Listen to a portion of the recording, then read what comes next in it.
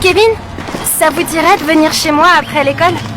Ouais, pourquoi? J'en profite pour faire une fête. Kevin n'arrivait pas à croire que la fille dont il était amoureux en secret l'invitait à une fête chez elle. Il ne pouvait s'empêcher de penser qu'elle l'aimait peut-être aussi. Avant, Kevin n'osait même pas l'aborder. Il se contentait de la regarder de loin. Papa l'a doucement poussée, l'encourageant à rassembler son courage pour aller vers elle. Jake et papa étaient juste derrière lui. Ça a donné un peu de force à Kevin.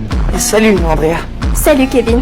Andrea lui a demandé s'il voulait participer à la pièce de théâtre de l'école. Kevin lui a dit cash qu'il voulait juste discuter avec elle. Andrea avait l'air d'avoir compris ce qu'il pensait. Elle lui a dit que s'il acceptait de jouer, ils auraient de plus d'occasions de parler. Pour la fille qu'il aimait, Kevin a signé le formulaire d'inscription sans hésiter. Andrea a approuvé son choix. Au moment de partir, elle s'est retournée pour le regarder. À cet instant, Kevin a senti un frisson lui traverser tout le corps. Même son dos était magnifique. Le lendemain à l'école, Andrea a donné à Kevin le script de la pièce. Elle lui a dit de choisir un rôle pour l'audition. Jake et papa l'ont incité à demander tout de suite à Andrea de sortir avec lui. Mais Kevin ne se sentait pas prêt. Putain, t'as encore foiré, tu l'inviteras jamais à sortir. Arrête, je sais pas encore où l'emmener. Depuis le temps, tu sais toujours pas. L'après-midi, Kevin a enfin rassemblé son courage et a trouvé Andrea. Il lui a demandé si elle était libre ce week-end pour l'inviter au centre commercial. Mais la réponse d'Andrea a choqué Kevin.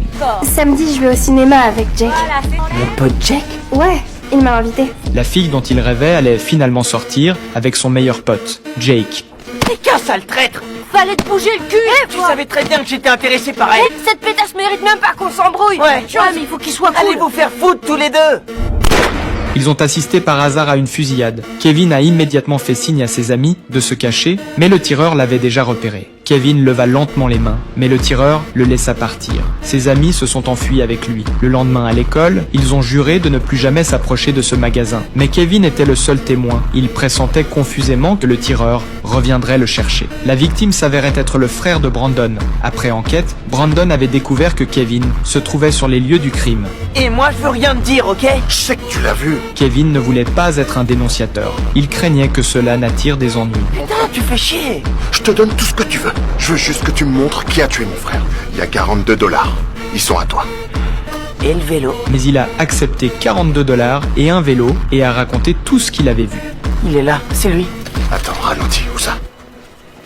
C'est lequel des trois? Kevin a désigné l'homme au chapeau comme le coupable. Brandon n'a pas agi immédiatement. Il avait d'autres plans. Plus tard, après l'école, une scène a figé Kevin sur place. Le tireur se tenait à l'entrée de l'école. Nul doute qu'il était là pour lui. Ils se sont précipités à l'intérieur de l'école et se sont cachés dans les vestiaires. Le visage de Kevin était pâle, son regard empreint de terreur. Jake lui a dit que se cacher ne servirait à rien. Cet enfoiré en a seulement après moi. Je suis le seul à avoir des putains de problèmes. Tu sais où il traîne, pas vrai? Quoi, aller voir ce mec? Non, je refuse d'aller le voir. Mieux valait affronter cette personne et dire la vérité. Sur ces mots, Jake a sorti son arme.